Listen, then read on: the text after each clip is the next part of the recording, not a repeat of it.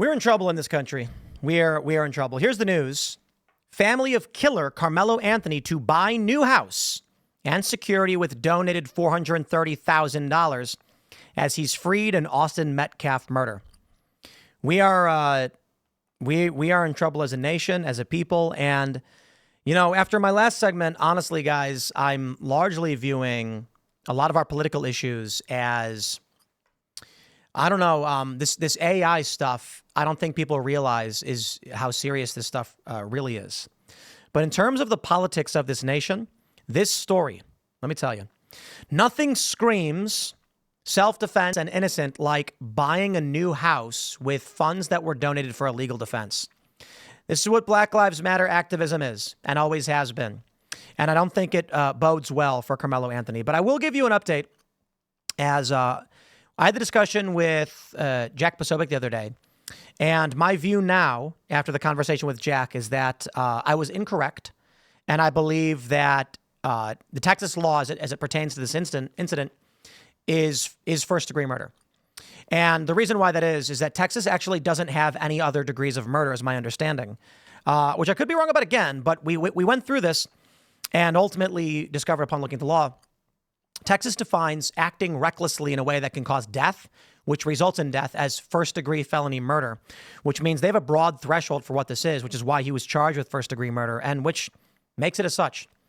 The left doesn't care. Democrats don't care. This whole issue is going to fall down on racial lines. And, people ask me if there's going to be justice in this. My friends, I know you're going to get mad, but I'm going to tell you there's not. I don't see how there's going to be justice in this case. BLM will show up and they will riot.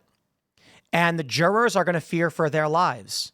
I mean, maybe Donald Trump can send in the National Guard to quell this and make sure there's a fair jury trial, in which case, based on all of the information presented and current political circumstances, it stands to reason that this is going to fall. This will be a conviction. So let's break this down. When in court, they told the court they couldn't use the $430,000 for bail because they needed it for a legal defense, and that they wanted to move to a bigger house with security because of the threats against Karmelo Anthony. The story for those that are not familiar, I'll keep it light. I'm not going to go through the police report over and over again. This was a high school track meet at a stadium. There were at least 6 high schools there. Karmelo Anthony was under a tent for which he was not a member of. He was not did not go to that high school. It was Austin Metcalf who approached him and said, you can't be here. Altercation ensued. Karmelo Anthony drew a knife, stabbed Austin Metcalf once in the chest, killing him. And this is where we're currently at. Now, the merits of the case, I'm seeing a lot of people, and again, people get so mad about this one. Whatever, man. I'm not going to lie. The issue in the case is whether or not the escalation of the use of force was justifiable self-defense. And based on the reading of Texas law, there is a very thin argument for that based on the police report. And that is, nothing in the police report suggests that Austin Metcalf did anything that rose to a threat of deadly force.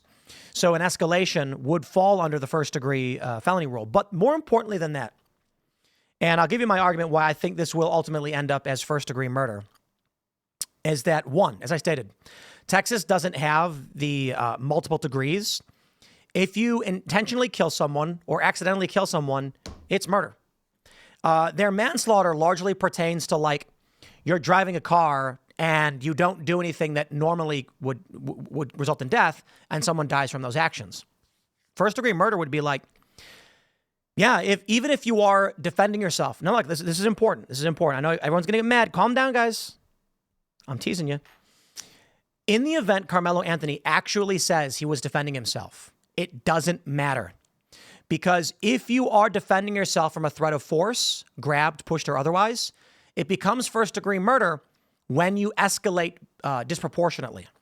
These are important things to understand and how this case will play forward. But this is the conversation I was having with Jack, with news that there is video footage, and apparently a lot of footage. This was reported. There's a couple of arguments. If the footage exonerated Karmelo Anthony, or at least made him look good in any way, why isn't it being released? Perhaps you'd argue the family doesn't have access to it. Okay. Why isn't the family advocating for the release of the footage to the public to prove his innocence? Interesting. And then you have the police likely reviewed all video footage of the incident when they made their arrest, or the detectives did. Now, the initial police reports don't mention this, but I'm sure the detectives actually just looked at the video footage and said, this guy did it. Now, we don't know exactly all the details, but we do know there is video footage. And there is a lot of speculation in this regard as to what this means. And so I'll just say it. For all of you guys that are, it's a very heated issue. The current political climate and law suggests this is first-degree murder. That's it. And I will stress this too. And again, I know a lot of people are getting angry about this, but understand the purpose of this argument is to arm yourself with information to counter the left. There is an argument of self-defense, which is disqualified because of the escalation of force. You are allowed to defend yourself in Texas. You could actually be in the process of defending yourself, which is justified in the court's mind, and then it becomes murder because you use a disproportionate amount of force. So I don't think that they're going to have a strong argument. However, that being said, guys, I'm going to say it, and I'm going to scream to the high heavens. This looks unscrupulous. Using the money raised to buy yourself a new house. They got their bond. Listen, this is the problem. Their bond was lowered under the argument that we can't afford $250,000 bond, of which you probably only put up 10%. The judge actually asked, why can't you use the $400,000 you got from Give, Said, Go? Fighting a sneeze. And they said, we don't have access to it. Then they announced, actually, we're going to buy a new house. We're going to buy a new house. I'm sorry, that looks unscrupulous. There are moves that you got to make when you're navigating PR, and they are not acting like victims in this regard. They are not acting like this kid was being bullied. They're acting like they're going to get away with it, and they're going to get money from it. Now, my position largely, which I, again, don't respect people taking out of context, was the family will make a self-defense argument, to which I said this looks like manslaughter or second-degree murder. However, that law is largely based on Illinois or New York law, which has premeditation as a pretext for first-degree murder. So that was incorrect. I was wrong about that. It looks like, again, when you pull up the law, reckless actions which result in death is first-degree murder. And I will say it again. I know I'm repeating myself, but this is important because this case is going to get nuts. I genuinely believe that if the video footage was exculpatory, the family would be doing a press conference right now saying, please release the footage. That'll prove it. But they're not. Now, there are some rumors that footage exists that's been going around. And there's rumors as what is on tape. I don't think it proves anything.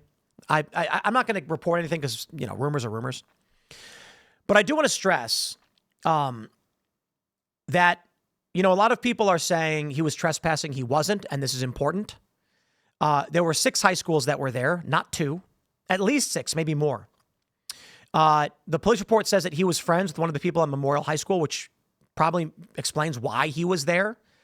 But we don't know. We don't. All we know is that this looks like BLM all over again, taking the money and buying houses. The family of the teen accused in the stabbing of a student athlete at a track meet plans to shell out in a new home and security to protect the alleged murderer after he was released from jail. Karmelo Anthony walked out of jail silently, surrounded by his family on Monday, who posted his $250,000 bond after a judge agreed to lower it to $1 million. So here's the big issue. I would argue that I don't believe I'm wrong on the facts. I believe that I have interpreted the police report correctly as I have, but I was wrong on the degrees of law. Now, the left is arguing this was self-defense, and they've argued wrongfully that Anthony was a bully. The reason that's wrong is because both families, I believe, have acknowledged now that neither of these individuals knew each other, in which case you simply have a story of a dude was under a tent in a public place. He wasn't trespassing. He was asked to leave, and this led to an altercation. He was shoved. Texas law and precedent, as I've gone through, doesn't allow you to use lethal force in that circumstance. There are some arguments to be made as to where he could have asserted self-defense, but it seems like he will lose on those grounds. I think it's absolutely ridiculous that people are saying there's no argument of self-defense. Of course there is. It's just slim and unlikely to be to succeed. But I'll say this. I don't think anyone's getting a fair trial here. And what I mean is, with Derek Chauvin and the far left showing up and threatening the jury indirectly, what do you think is going to happen? All that matters is this. These people have done nothing to endear themselves to the public at large. And I'm the person who's actually getting a lot of flack from the conservatives. So let me say this to all the pro Karmelo Anthony people. Over the past week, I maintained my position, but I also admit I was incorrect on Texas law. I was wrong about that. And upon a conversation with Jack Posobiec, we looked it up, and I admitted I was incorrect. There is no lesser degrees of murder on this. The reckless act is itself first-degree murder. It's kind of surprising to me. I figured Texas would be more broad on stand your ground. Stand your ground states that Karmelo didn't have to leave. He was in a public place. He was not trespassing. He was friends with one of the Memorial High School members. However, he escalated the situation. And that's where he's going to lose his self-defense claim. To the left, it's arguing everyone on the right is just being racist or whatever. Well, that argument don't work on me, because I'm just going by the merits of the case and how y'all are responding to this. Buying a new house and with security? No, absolutely not. Security, fine. A new house? No. They're profiting off of this and they're using it for personal enrichment. They could have used that money. They could have put that up as collateral for bond and said the funds are available. They said they couldn't. You could put up a collateral. You can say the money is made available. We will, we could relinquish control of that for bond to a certain degree or whatever. There's a lot of things they could do, or at least argue to do. And they could be arguing for the release of footage, which would prove innocence. They're not doing that either. I think the public actions here show that this likely was an unreasonable escalation of force. And though stand your ground does play, he was not charged on the felony murder rule, meaning it was not illegal to have the knife. At least that's what it appears. A lot of people are arguing that he couldn't have the knife. That's why it's murder. No, it's murder because in Texas, it's first-degree murder if you act recklessly in a way that can result in death and someone dies. That was surprising to me upon fact-checking. And, I could be wrong, but I will say we're going to debate this on Friday with a handful of people, so we'll go over it. In the meantime, let me just add to this. The dude is doing nothing to endear himself to even skeptics. To even, I was saying, let's wait and see for all the facts we don't know. Then I see people buying a house with the money, and I'm like, okay, these people, again, have no scruples and care not for what's going on. But either way, this one's going to fall on racial lines, man. I'm going to leave it there. Stay tuned. Timcast IRL coming up tonight. Thanks for hanging out, and we'll see you all then.